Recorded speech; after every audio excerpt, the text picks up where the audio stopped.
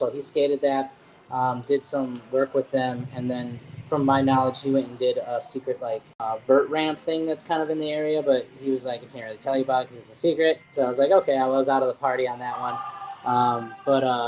Long story short, he was on Instagram. I saw he made a post, and I was like, hey, Tony, I don't know if you remember, gave my company a shout out, and I sent him the video.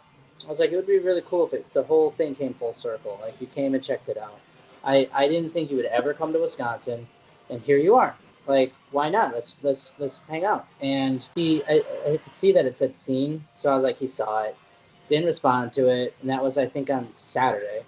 And then that following day, which was, I believe, April 21st, it was Sunday, he texted Instagram and said, sure, we'll come check it out.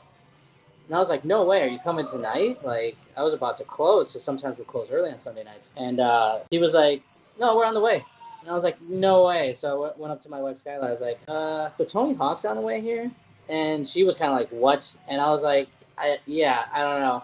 And it was humbling because it kind of showed the people in my area, like, oh yeah, he's the guy with the arcade, it's a cool little spot, but it's just like some arcade in the basement. That's like how some people were approached to it.